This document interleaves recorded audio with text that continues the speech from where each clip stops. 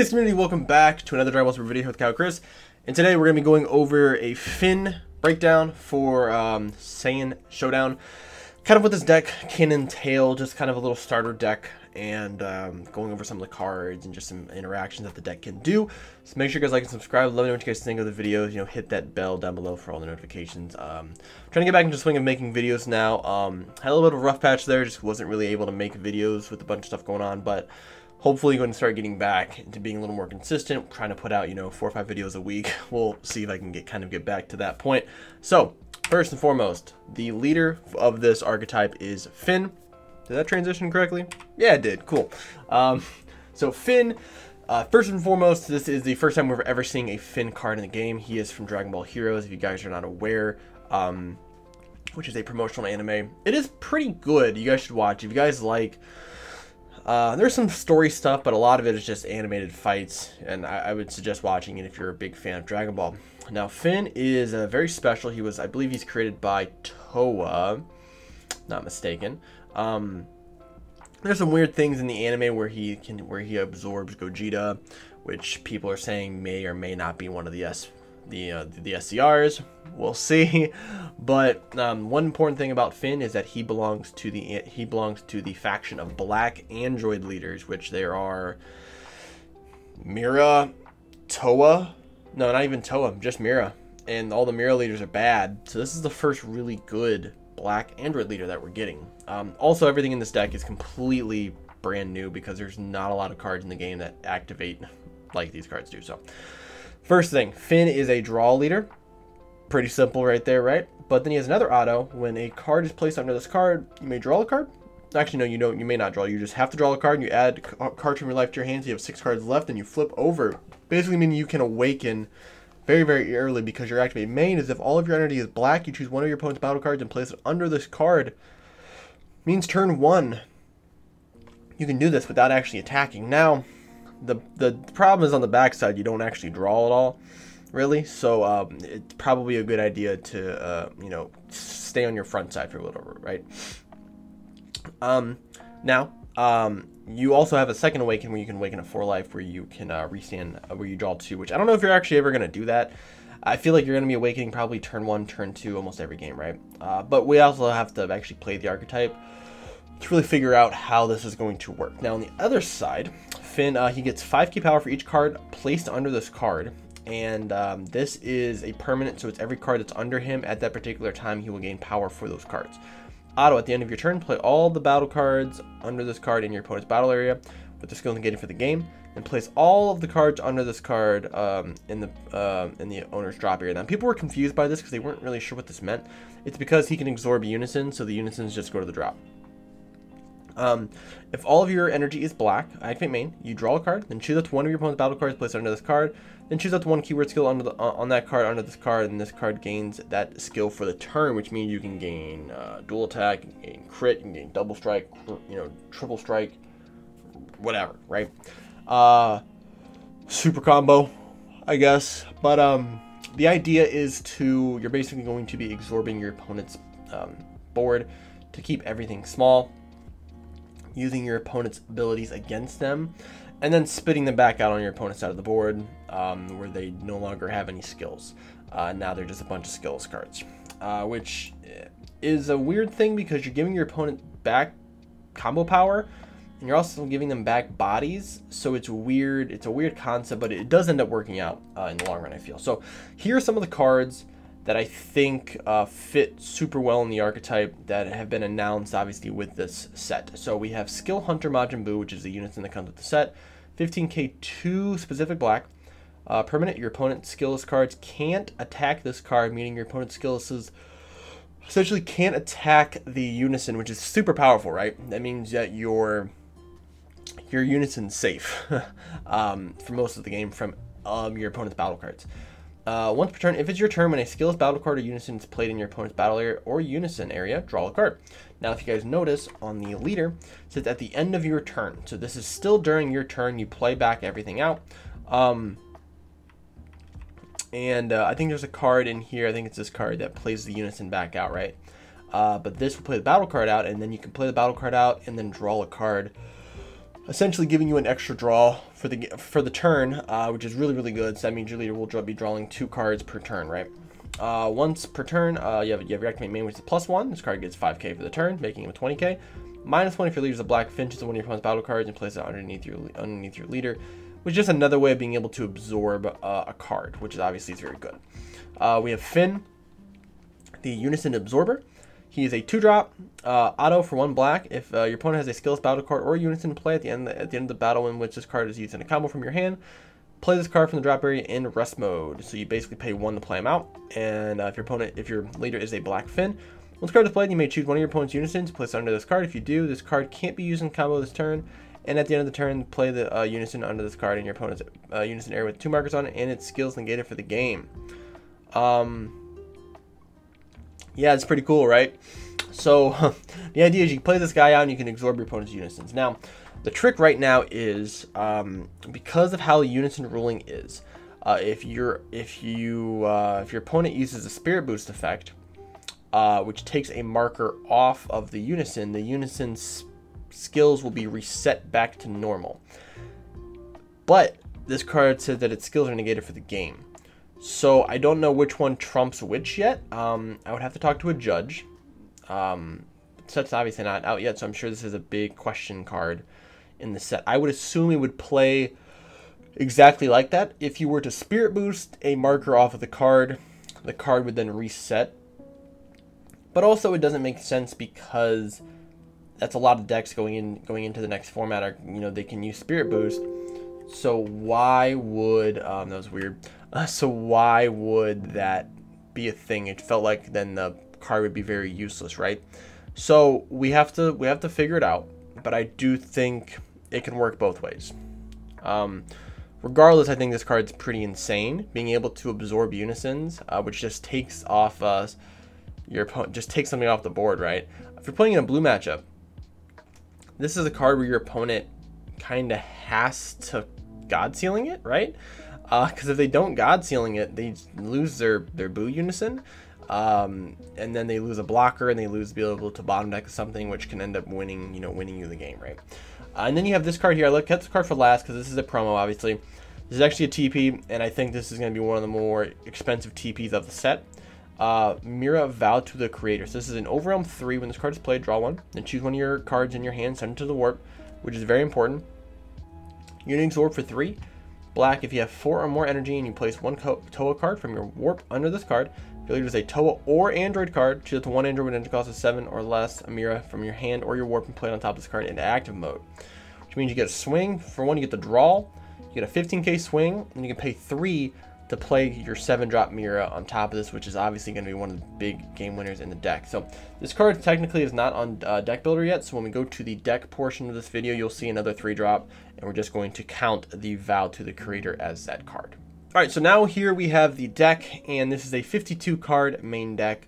As I said before, this card here, we're going to think of this as the Vow to the Creator since it's a 3-drop 15k Overwhelm 3. That's going to be that card there, right? So this is kind of just a decent idea of what a Finn deck could look like going into next set. Just because of what this deck does, the actual engine is pretty significant. So we have first card you have here is Skill Hunter Toa. This is a 2-drop counterattack. Spirit Boost 1, play this card. Pretty good skill, right? Obviously. If it's your opponent's turn and they have a skillless battle card or Unison in play, reduce the energy cost of this card in your hand by 1, so it becomes a 1-cost counterattack. If your leader is a black Finn, this card is played, choose one of your opponent's battle cards with energy cost of 4 or less, place it underneath your leader. So the idea is that your opponent swings to the 4-drop, you play this and then absorb it, and then the battle stage ends.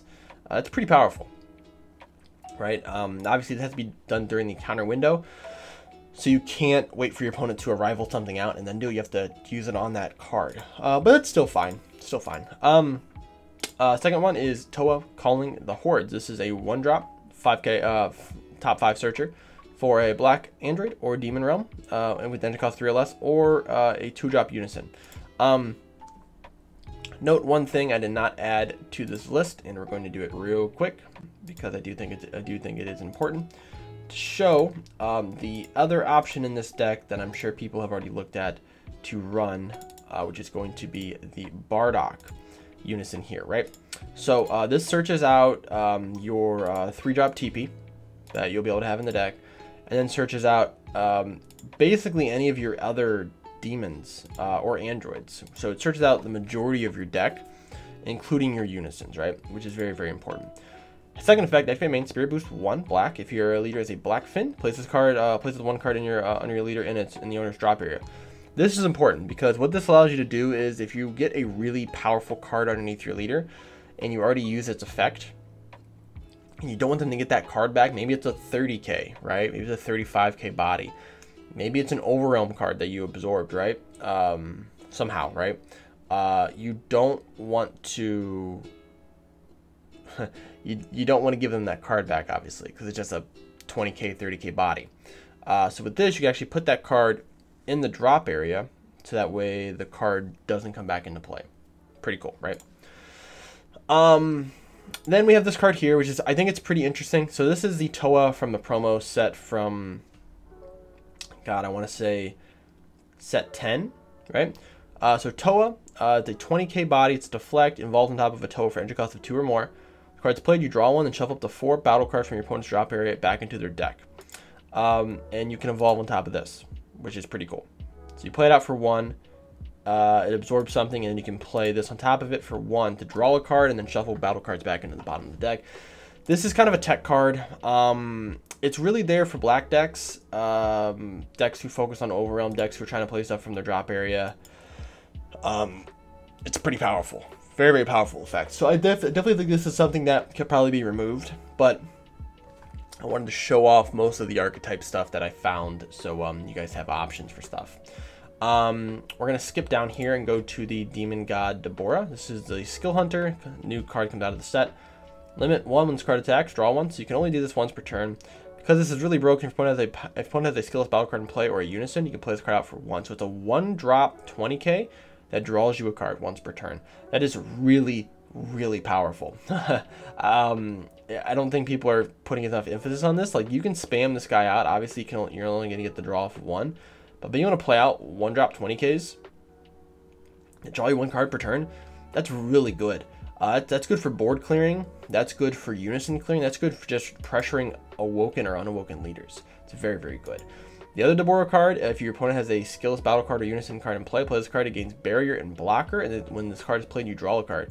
So not only can, this is a blocker barrier, so this is going to give you some great defense, it also draws you a card. It's also recoverable by Power Burst, which we obviously know and love, being the one of the staple black cards, just because of its being a free negate, essentially.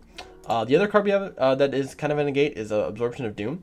So it negates the attack if your leader is a black Finn. Additionally, if your opponent has a skillless battle card or a unison in play, they can only attack 2 more times for the turn. The idea is you use this on the first attack, and now they have to choose other things that they have to attack with, right? And I'm not sure that if you negate with this and you negate with another one, if it will allow them to attack another time, because if they attack once, they get 2 more attacks when you negate the first one. They attack for that first swing and you negate it. Do they get an additional attack? I'm not really sure how that works. But the other permanent, if your opponent has 2 or more battle cards in play, you can activate this card's counter skill from your hand without paying its energy cost by choosing 1 other black card in your hand and discarding it. So you basically pitch this in another card, and it negates. It's cool. I like the idea of just having a free negate, but also just having something that kind of works as a weird black Nimbus in a way. It's kind of a worse Nimbus. But it just has 2 more attacks for the turn. So if they have a bunch of battle cards, they only get 2 more attacks. So it's not terrible. I'm sure going forward it could be replaced by something else, maybe Protector of the People or something, but right now we're putting it in the deck just because it came with the set, right? Where else we go here? So we're gonna go over the other Finn cards. Obviously, when we went over the Unity Absorber here, we'll go over the other 2-drop. This card's nuts here. So it's a 15k Deflect. If your leader is black, the card is played from your hand. Your opponent chooses 1 of their battle cards, and then you choose the rest of their battle cards and send them to the owner's warp. The idea with this is because you're spitting out all these battle cards, right? Eventually, you're gonna want to remove them. So you play this card. Your opponent chooses 1 of their cards, and then you choose the rest, and then you send them to the warp. This is super good. Basically, you give your opponent all these battle cards back, right? And then on your next turn, you drop this down for 2 and just warp their entire board. Incredibly powerful. And it's Deflect, so it's coming down. This card's extremely viable because it is not locked to Finn. It's the only Finn card that's not locked to Finn. So this could be a good side deck card for other black decks, truthfully. The other one is the 8-drop, the All Absorbing. Comes out for 3 on turn 4. So basically you have 4 energy and you place a card under your leader. In the drop area, you place a card from your hand. Spirit Boost, if your leader is black, from this card is played, choose all your opponent's battle cards ignoring barrier and place them under your leader. This is nuts because if your opponent has a giant board, you play this, you absorb their entire board. Which then, if your opponent, let's say they have, 6 battle cards in play, right? I think my math's, 6 times 5k, 30k. Makes your leader a 45k. Pretty good, right? So that's the idea. And it has Spirit Boost, so it actually works with the Bardock Unison as well, right? Second effect, if you choose one card underneath your leader and put in the drop, card restands. So it's 25k dual attack, wipes your opponent's entire board, ignoring barrier. Problem is that it doesn't have Deflect. So the only card that really messes this card up is Cold Bloodlust and God Sealing, obviously, right? Also, if you notice, all of these are 5Ks, so the deck is very comboable. Like you're not really building a very heavy deck because all these battle cards, as you can see, are all 5Ks. So it works out very well. Now we get to the boss monster of the deck. So you have your 2 different Mira combos. You have the new 3-drop, which you play out for free and then pay 3 for the Union Absorb. And then you have the 5-drop from the expansion, from the special anniversary box from forever ago. And this one you play out for 4. If you have 10 or more cards in the warp, you play him out for 4. He's a double strike Deflect. You play him, and then you can free play a Toa underneath him to then go into Mira and play him in active mode, right? I added it just as a second option because, you may have one of these. Maybe this is going to be better for against blue matchups because this card has no defense. So this may be a better option. Also, it is a 20k double strike, so you can swing with something and then Union Absorb to play out the Mira on top of it. Now, when you guys don't know, when you play Mira, Mira is super important because for one, most people don't play when Mira was being played as kind of the fighting against fates now. You paid 1 and then you swung with them and then you got 5k for every card in your warp and then you just chomp on a double strike Champa. That's kind of game, right? Well, with this card, when you play it, with the Union effect, your opponent chooses 3 cards in their hand and send them to the warp, and then this card gains double strike. So you're playing him for whatever energy that you're Union absorbing, whether you're playing him for 3 off of this or 4 off of this. And then he rips 3 cards from your opponent's hand, gains double strike essentially, and then swings for the auto to gain all the 5k for the battle, right? Or for the turn, I'm sorry. Now, the great thing is that he stays on board, so your opponent doesn't remove him. You still have this infinite damaging, one damage card on board. But that's really nuts, right? It's really difficult to deal with. Depending on the deck and depending on the resources that they have, you could really put some pressure down on somebody with this, right? Some other tech cards we added in the deck. We have obviously the Vegetas. This is kind of the best super combo. Probably no other reason to run anything else. And then we have 2 Demon God Demigras, mainly just for like turn 2 plays. If we get some stuff in the drop area, and we want to just put up big body on board. This card's gotten power crept obviously a little bit, but I do think it's still really good. I think it's something that some decks like this can still run. Essentially, there may be some better options that we can think of. We may take this out and just run the Unisons instead, but it is an option, nevertheless. And then obviously, as I said before, the Bardock Unison being another option for the Unison slot, with Majin Buu or replacing Majin Buu entirely. +1, you draw a card, so you're still drawing, and then you can, whenever you Spirit Boost, you just warp one of your opponent's battle cards from the drop area. This is also powerful, just allows you to take away some of their sparking effects as well as their overwhelm effects. Now, other cards in this deck that you could essentially run. I'm a big fan of the 6-drop King Vegeta.